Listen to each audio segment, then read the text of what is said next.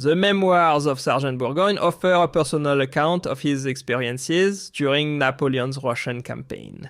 He describes the harsh realities faced by the French soldiers. These are his words. When we got out of the wood near to a miserable little hamlet called Gara, I saw, a short distance off, one of the posting houses I have been describing. I pointed it out to one of our sergeants, an Alsatian called Maver, and suggested to him that we should spend the night there. If we could possibly manage to get there first. We set off running, but found on arriving that it was crammed full with officers, men and horses, about 800 people being there, so that there was not an inch of room for us. While we were running, first one way and then another, trying to find places, the Imperial column and our own regiment passed, so we decided to spend the night under the horses tied up to the doors. Those who were camped round the house repeatedly tried to pull it down to make fires and shelters with the wood, and to get hold of the straw lying in a sort of loft. Some of this straw was used for beds by those inside the house, and, tightly packed though they were, they even made small fires to warm themselves and cook their horse flesh. They threatened to shoot those outside who tried to pull up the planks of the house. Some who had got on the roof and had torn off planks were forced to jump down in danger of their lives. It might have been perhaps 11 o'clock at night. Some of the unfortunate men were asleep, others were warming their limbs at the fire. When we heard an indistinct noise behind us, fire had broken out in two places, in the center and at the other end of the barn. When we tried to open the doors, the horses fastened to the inside reared and prevented our passing. It was impossible to get to the other door for the smoke and flames. The confusion was supreme. The men from the further side of the barn threw themselves in a compact mass against the inside of the door near where we slept to prevent others from getting in. To do this more effectually, they had fixed the door firmly with a crossbar of wood. In less than 2 minutes, the whole place was in flames. The fire had begun in the straw where the men slept and rapidly spread to the dry beam above their heads. Some men near the door tried to open it, but failed as it opened inwards. A terrible scene, impossible to describe, took place. Smothered groans and terrible shrieks were heard from the building. The unfortunate wretches inside climbed one upon the other, endeavoring to get out through the roof, but flames were already issuing through the holes there, and no sooner did the men appear, their clothes on fire, and the hair burnt off their heads, than they were driven back again by the force of the fire. Then cries and shrieks of rage were heard. The fire became a vast, tossing mass. Through the convulsive efforts the poor wretches made to escape. It was the picture of hell. We saved 7 men by dragging them through a hole made by a plank torn from its place. One of them was an officer of our regiment. His hands were burnt and his clothes torn, and the other 6 were worse off still. It was impossible to save any more in this way, as the others were already half suffocated by the smoke and by the weight of other men on the top of them. We had to leave them to be burnt with the rest. Some few flung themselves off the roof and begged us to finish them off by shooting them. Other men who were camping near, half dead with cold by their wretched fires, now came running up, attracted by the light of the flames. They came not to offer help, they were too late for that, but to warm themselves and cook their horse flesh on the points of their swords and bayonets. In their opinion, the disaster was an intervention of Providence, as the men burnt in the barn were the richest in the army, having brought away more treasure than any others from Moscow. In spite of their hunger and weakness, we saw men running the risk of the flames to drag out the bodies of their wretched comrades, in order to hunt for what they could find. Others said, "It serves them right. If they had let us get onto the roof, this would not have happened." Others, again, stretched out their hands to the warmth, saying, "Well, what a beautiful fire," regardless of the fact that several hundred of their comrades, perhaps even of their relatives, had given their bodies to feed the flames. Before the dawn, I set out with my companion to rejoin the regiment. We walked on, thinking of all that had passed, stumbling over dead and dying men. The cold was even more intense than on the day before. We joined 2 men of the line who had their teeth in a bit of horse flesh. They said if they waited any longer, it would be frozen too hard to eat. They assured us as a fact that they had seen foreign soldiers Croats of our army dragging corpses out of the fire, cutting them up and eating them. I never saw this sort of thing myself, but I believe it frequently happened during this fatal campaign. What object could these men have, almost dying as they were, in telling us this story, if it were not true? It was not an occasion for lying. I am sure that if I had not found any horse flesh myself, I could have turned cannibal. To understand the situation, one must have felt the madness of hunger. Failing a man to eat, one could have demolished the devil himself, if he were only cooked. Since we left Moscow, a pretty Russian carriage drawn by 4 horses had followed the guards column. For the last 2 days, however, we only saw 2. The others had either been killed and eaten or had died of the cold and fatigue. In the carriage was a lady, probably a widow, still young, with her 2 daughters of 17 and 15 years of age. They were from Moscow, of French origin, and had yielded to the entreaties of one of our superior officers to accompany him to France. Perhaps the officer intended to marry the lady, for he was no longer very young. Be that as it may, these unhappy ladies were, like us, exposed to the terrible cold, and to all the miseries of hunger and want, feeling it no doubt far more keenly than we did. The day was breaking when we got to the place where our regiment had slept, and the army was already in motion. During the last 2 days, the regiments were diminished by 1/3 of their number, and it was only too evident, from the slow, painful progress of many of the men, that they would succumb before the day was over. I saw the carriage containing the unfortunate ladies emerge from a little wood onto the high road. There it stopped close to me, and I heard cries and groans proceeding from it. The officer in charge of the ladies opened the door, got into the carriage, and presently lifted out a dead body to the sappers waiting outside. One of the poor girls had just died. She was dressed in grey silk, with a cape of the same color trimmed with ermine. She was still beautiful, but very thin. We were all very much touched at this sight in spite of our usual indifference to tragic scenes, and when I saw the officer in tears, I wept also. As the sappers took the girl's body away, I glanced into the carriage, and there I saw the mother and the other girl fallen one over the other. They seemed to be quite unconscious, and indeed their sufferings were ended that evening. I think they were all 3 buried by the sappers in the same grave, near Valutina. The lieutenant colonel, reproaching himself for this misfortune, tried at Krasnoe and other battles to meet his death. And in January, a few days after our arrival at Elbingen, he died of grief. This day, November 8th, was a terrible one.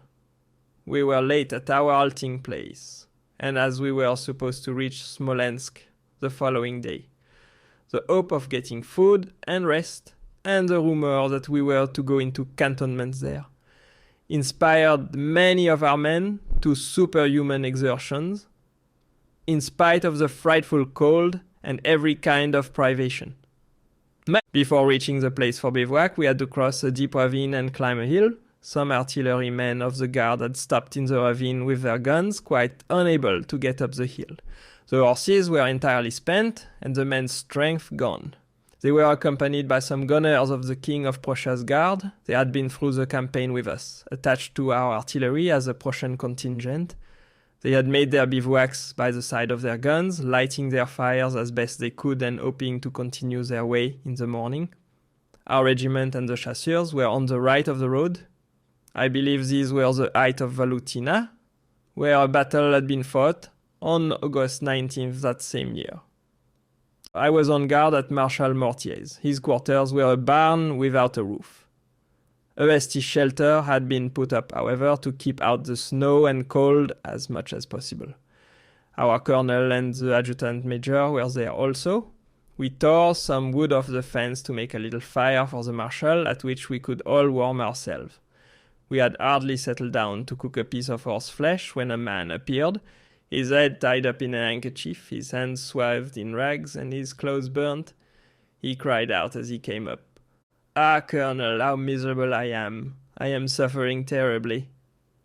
The colonel turned around, asking him who he was, where he came from, and what was the matter with him. "Ah, Colonel," he said, "I have lost everything, and I am frightfully burnt." The colonel then recognized him and said, "That was your own fault. You should have kept with the regiment. You have disappeared for several days. What have you been doing? You ought to have shown an example and been ready, like us, to die at your post. Do you understand, sir?" But the poor devil did not hear or understand, and this was not the right time to lecture. The man was the officer we had saved from the fire at the barn, and who was supposed to possess a great many gold and precious things taken at Moscow. He had lost everything, however. His horse and his belongings had all gone. The marshal and the colonel began to talk of the fire and of several officers who had perished there with their servants. As they knew I had been present, they asked me for details of the disaster, as the officer we had saved could say nothing. He was too much overcome. It was perhaps 9 o'clock, an intensely dark night, and many of us were already asleep. A sleep continually broken by the cold and the pain we suffered from fatigue and hunger. The fire also was constantly going out. We thought of the next day, which should bring us to Smolensk, where we had heard our misery would be over, as food could be had there, and we should take up our quarters. I had just finished my miserable supper of horse's liver with snow for drink. The marshal had eaten some also, but he had beside a little biscuit and a drop of brandy. Not a very delicate repast for a marshal of France, but quite luxurious in our present unfortunate circumstances. As we were eating, the marshal saw a man leaning on his musket at the entrance to the barn and asked him why he was there.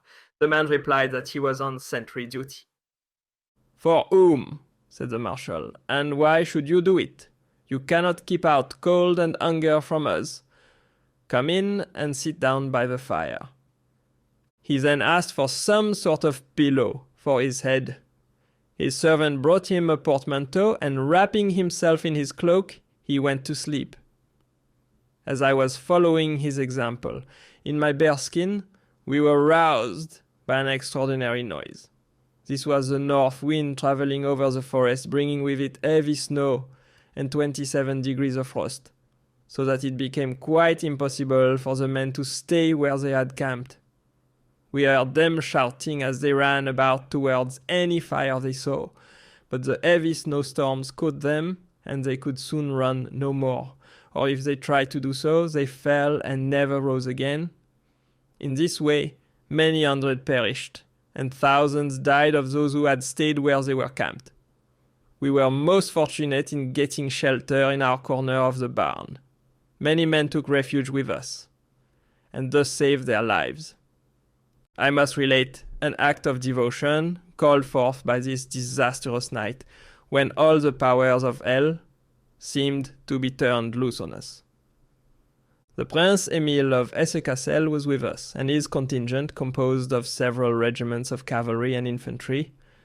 Like us, he bivouacked on the left side of the road, with the remainder of his unfortunate men, now reduced to 500 or 600. About 150 dragoons were left, but these were almost all on foot, their horses being dead and eaten. These brave men, almost frozen with the cold, sacrificed themselves in this awful night to save their young prince, not more than 20 years of age. They stood around him the whole night, wrapped in their great white cloaks, pressed tightly one against the other, protecting him from the wind and cold. The next morning, 3/4 of them were dead and buried beneath the snow, along with 10,000 others from different corps. At daylight, to regain the road, we were obliged to go down to the ravine, where the evening before the artillery men had made their bivouac. Not one was left alive. Men and horses were all covered with snow, the men still around the fires, the horses harnessed to the guns, which we were forced to leave there. It almost always happened that the weather became more endurable after a storm and excessive cold. It seemed as if nature had wearied herself out in torturing us, and she must have breathing space before she struck us again. All who were still alive set out once more. To the right and left of the road, men half dead crept out of wretched shelters formed by pine branches, buried all night under the snow. Others came from further off in the woods, dragging themselves painfully along. We halted a little, waiting for them, talking to each other of the horrors of the night and the incredible number of men we had lost, and looking mechanically over that terrible field. Piles of arms were there in places, many of them overthrown, but no one to take them up.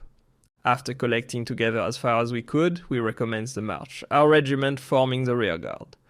This was the most painful and weary day for us, as numbers of men could no longer walk, and we were obliged to hold them up under the arms, dragging them with us, to save them, if possible, by getting them to Smolensk. We had to cross a little wood before reaching the town. Here we came up, with all the artillery collected together. The horses were a fearful sight. The gun carriages and wagons were crowded with sick men dying from the cold. I remember that one of my old friends named Fick, from the same part of the country as myself, was in this condition. I asked the chasseur of the guard of his regiment what had become of him, and he told me only a few minutes ago he had fallen dead on the road. Just at that place, he said, the road was narrow, and in a deep hollow, so that they could not carry his body to the side. All the artillery, therefore, had passed over him, as well as some others fallen in the same place. I was walking now in a narrow footpath in the wood to the left of the road, and with me was one of my friends, a sergeant in the same regiment. We suddenly came upon a gunner of the guard lying right across the path. By him was another gunner stripping his clothes from him. We could see that the man was not dead, as his legs moved, and every now and then he struck the ground with his fists. Without saying a word, my companion gave the wretched thief a blow in the back with the butt of his musket. We immediately abused him violently for his barbarous conduct.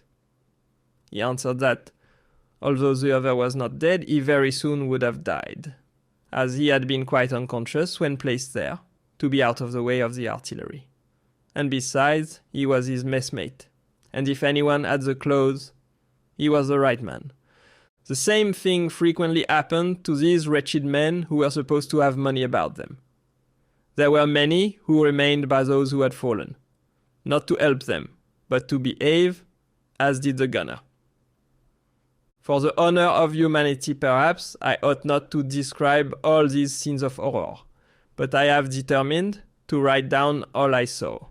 I cannot do otherwise, and besides, all these things have taken such possession of my mind that I think, if I write them down, they will cease to trouble me. And if in this disastrous campaign acts of infamy were committed, there were noble actions too, which do honor to our humanity. Amongst others, I have seen men carry a wounded officer on their shoulders for many days. As we emerged from the wood, we met about 100 lancers mounted on good horses with new equipment. They came from Smolensk, where they had been all the time. They were horrified on seeing the wretched condition we were in, and we were no less surprised to see their well-being. Many of our men ran after them like beggars, asking if they had a bit of bread or biscuit to give them. We now made a halt to wait for those who were bringing the sick. It was a most harrowing sight. Talked to them as we would of the hope of good food and lodging. They seemed not to hear anything. They were like clay figures, walking where they were led, standing still if they were left. The strongest among them took turns in carrying the arms and knapsacks for these unfortunate men, who, besides having lost their strength and part of their reason, had also lost their fingers and toes.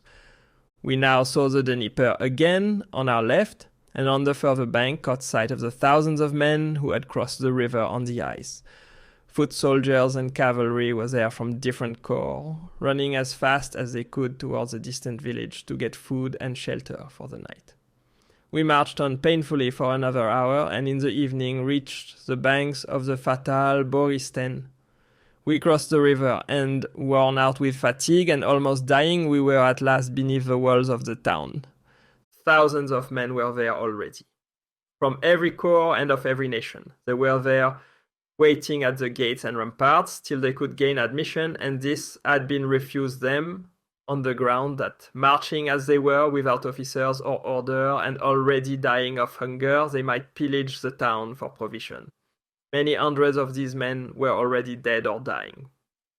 When we arrived there with the rest of the guard in an orderly fashion and taking the utmost precaution for our sick and wounded, the gates were opened and we entered. The greater number broke the ranks and spread on all sides, anxious to find some roof under which to spend the night and eat the food promised us. To obtain any sort of order, it was announced that men isolated from the rest would get nothing. So after this, the men were careful to rejoin their regiments and choose a head to represent them, as several of the old regiments existed no longer. We of the Imperial Guard crossed the town with extreme difficulty, worn out with fatigue as we were. We had to climb the steep slope which separates the Boristen from the other gate. This was covered with ice, and at every step the weakest of our men fell and had to be lifted up. Others could not walk at all. In this way, we came to the side of the faubourg, which had been burnt at the bombardment last August. We settled down as well as we could. In the ruins of those houses the fire had not quite destroyed. The sick and wounded who had had strength and courage enough to come with us were made as comfortable as possible. We were obliged to leave some of them, however, in a hut in a wood near the entrance of the town, being much too ill to go any farther. Amongst them was a friend of mine in a dying condition. He had dragged himself so far, hoping to find a hospital, for we had all hoped to stay in this town and the neighborhood until the spring. Our hopes were disappointed, however, as most of the villages were burnt and in ruins, and the town of Smolensk existed only in name. Nothing was to be seen but the walls of houses built of stone. The greater part of the town had been built of wood and had disappeared. The town, in fact, was a mere skeleton. If we went any distance in the dark, we came upon pitfalls. That is, the cellars belonging to the wooden houses, now completely gone. These cellars were covered with snow, and if any man was so unfortunate as to step on one, he disappeared and we saw him no more. A great many men were lost in this manner. Their bodies were dragged out again the next day, not for burial, but for the sake of their clothes or anything else they might have about them. All those who died, whether on the march or while we stopped, were treated in the same way. The living men despoiled the dead, very often in their turn dying a few hours afterward and being subjected to the same fate. Soon after our arrival, a little flour was given out to us and about an ounce of biscuit, more indeed than we could have hoped for. Those of us who had a saucepan made hasty pudding, others made cakes and cooked them in the ashes, devouring them half raw. Several of the men were dangerously ill afterward in consequence of the avidity with which they devoured the food. I was lucky enough not to suffer, although I had not tasted soup since November 1st, and the hasty pudding, made of rye flour, was as heavy as lead. Many of the sick men who had made gigantic efforts to get here died, and as they occupied the best positions in our miserable ruins, their bodies were hastily removed, so that others could take their places. After resting a little in spite of the cold and falling snow, I went out to look for one of my comrades. He was my best and dearest friend. We had been together for 7 years and we had everything in common. His name was Grangier. At Vyazma, he had gone forward with a detachment escorting a wagon belonging to Marshal Bessières, and I had not seen him since. I heard that he had arrived 2 days ago and was quartered in one of the faubourgs. The hope of seeing him again and also of sharing his provisions and his quarters decided me to go at once. Without a word to anyone, I took my knapsack and re-entered the town by the road we had taken. And after falling on the steep and slippery slope several times, I reached the gate by which we had entered. I stopped to see after the men we had left near the guard at the gate. This guard was composed of men from Baden, who partly formed the garrison. But my surprise was great on seeing the friend we had left with the others till we could fetch them away. Lying at the door of the hut, with nothing on but his trousers. Everything had been taken from him, even his boots. The Baden men told me that soldiers from the regiment had been to fetch the others, and finding that this man was dead, they had themselves taken his clothes, and that afterwards they had carried away the two sick men, going around the town by the ramparts, hoping to find an easier road. While I was there, several wretched men from different regiments came also, leaning on their muskets, hardly able to drag themselves along. Others, who were still on the farther side of the Borysteni, had fallen down in the snow, crying and imploring help. These German soldiers, however, either did not or would not understand. Fortunately, a young officer in command spoke French, and I begged him, in common humanity, to send help to these men over the bridge. He replied that since our arrival more than half his guard had been employed in that way, that there were hardly any men left, and that his guard room was filled with sick and wounded, till there was no room to move. However, as I entreated, he sent 3 men who came back soon afterwards supporting an old chasseur of the cavalry of the guard. They said they had left many others who would have to be carried, and that in the meantime they had put them near a large fire. The old chasseur had nearly all his toes frozen and had wrapped them up in a sheepskin. His beard, whiskers, and moustache were filled with icicle. They led him near a fire, where he sat down, and then he began to curse Alexander, the Emperor of Russia, the country, and the God of Russia. Then he asked me if brandy had been given out. I said, no, not yet. There does not seem much chance of it. Then, he said, I had better die.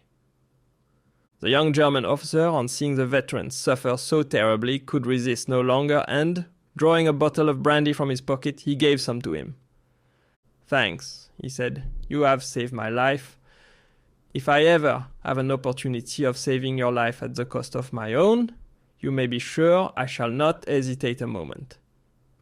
Remember Roland, chasseur of the old guard, now on foot, or to be exact, on no feet just at present. I had to leave my horse 3 days ago and blew out his brain to put an end to his sufferings. I cut a piece off his leg afterward, and I am going to eat a little now. Saying this, he unfastened the portmanteau he carried on his back. And taking out some horse flesh, he offered some first to the officer and then to me. The officer gave him the bottle of brandy and begged him to keep it. The old chasseur was grateful beyond all words. He again asked the officer not to forget him either in garrison or in the field, and finally said, "The right sort never die." But directly afterward, he reminded himself what a foolish speech he had made.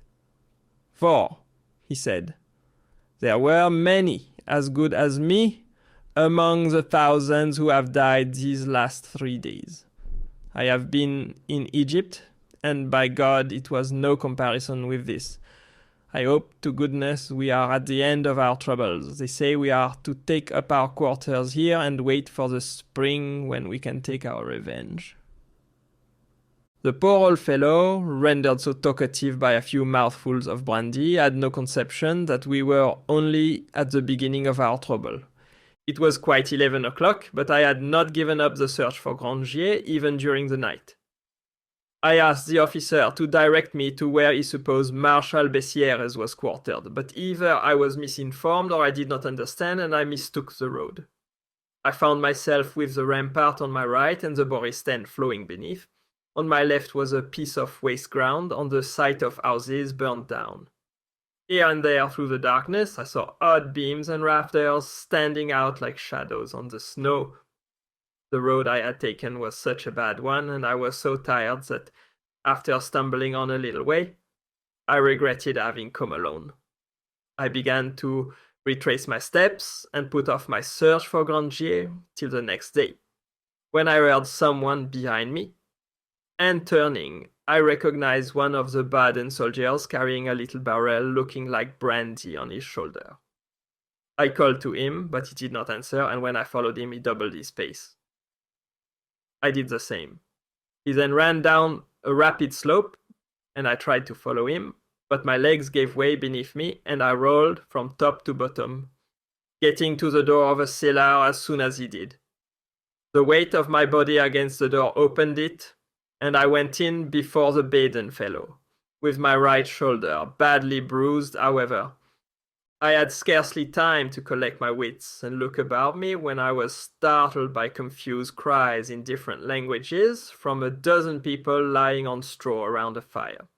They were French, German, and Italian, and I saw at once they were a gang of thieves who banded themselves together, traveled before the army, and arrived first at any house they found or camped separately in the villages. As soon as the army arrived at any place, the thieves came out of their hiding, prowled around the bivouacs, stole as quietly as possible their horses and bags from the officers, and set out again very early in the morning before the army started. This was their plan every day. The gang was one of those which had prowled about ever since the Great Cold began and multiplied as they went. I was stunned by my fall and lay still for a minute when one of the thieves lit a bit of straw to see me better. It was impossible to discover what regiment I belonged to on account of my bearskin.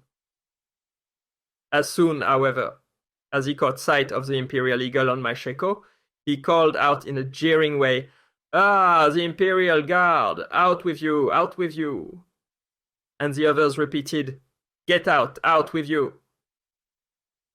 I was stupefied and not at all alarmed by their shouting, and I got up to beg them to let me stay till morning, as fate or luck had brought me there. But the man who had spoken first, and seemed to be the chief, replied that I must go at once, and they all chorused, "Be off! Out with you!" A German was laying his hand on me when I gave him a blow in the chest that sent him sprawling among the others, putting my hand on the hilt of my sword at the same time. My musket had been left behind in my roll down the hill. The chief applauded me for the blow I had given, saying a German, a sauerkraut eater, had no business to touch a Frenchman.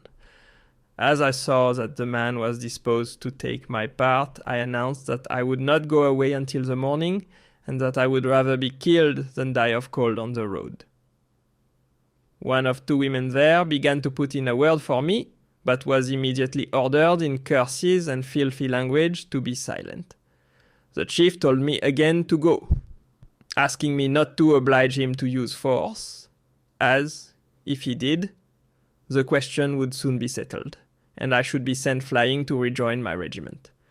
I asked him why he and his companion were not there also, and he told me it was none of my business, that he had nothing to do with me, that he was master here, and that I could not spend the night with him, as I should be in their way when they made their night excursions, taking advantage of the disorder of the town. I then asked for permission to stay and warm myself, and said that afterward I would go. Not receiving any answer, I asked a second time. The chief said he would consent if I left in half an hour. He ordered a drummer, who seemed to be second in command, to see that this was done. As I wished to make the best of my opportunity, I asked if anyone had any food or brandy to sell. If we had, they said, we should keep it ourselves. However, the little cask I had seen on the Baden man's shoulder looked very much like brandy, and I understood when he said in his own language that he had taken it from a cantiniere in his regiment, who had hidden it when the army came into the town. I concluded from this that the man was a newcomer, one of the garrison, and had only joined the thieves the day before, choosing, as they had done, to leave his regiment for the sake of plunder. The drummer who was to see me out talked mysteriously with the others and then asked me if I had any gold to buy brandy with. No, I said, but I have some 5-franc pieces. A woman near me, who had wished to take my part before, stooped down and seemed to be searching for something on the ground near the door. Coming close up to me, she said in a low voice, "Run away. Believe me, they will kill you. I have been with them against my will since the asthma. Come back with help, I implore you, tomorrow morning, to save me." I asked her who the other woman was, and she replied, "A Jewess." I was going to question her further when a voice from the back of the cellar told her to be quiet and asked her what she had been saying. She answered that she had been telling me to get brandy of a Jew in the new market. "Hold your tongue," he replied. She was silent and went to a corner of the cellar. After what the woman had said, I saw there was no doubt that I was in a regular den of thieves. So I did not wait till they turned me out, and pretending to look for a place to lie down in, I got near the door, opened it, and went out. They called me back, saying I could stay all night and sleep there. But I made no answer, and picking up my musket, which lay near the entrance, I tried to find a way out of the hall. Not succeeding, I was on the point of knocking at the cellar door to ask the way, when the Baden soldier appeared, probably to see if it was time to make an excursion. He asked me again if I would go back. I said no, but I begged him to show me the way to the faubourg. He signed to me to follow him, and crossing the ruins of several houses, he climbed up by means of the staircase. I followed him, and when we were on the ramparts, he made several detours on the pretext of showing me the way, but I could see that he wanted me to lose all trace of the way to the cellar. However, I wished to remember it, as I intended to go back the next day with several others to save the poor woman who had begged my help, and also to get an explanation about several portmanteaus I had seen at the back of their cursed cellar. That concludes the 7th part of the story. Thank you very much for listening. Please subscribe for more episodes and leave a comment.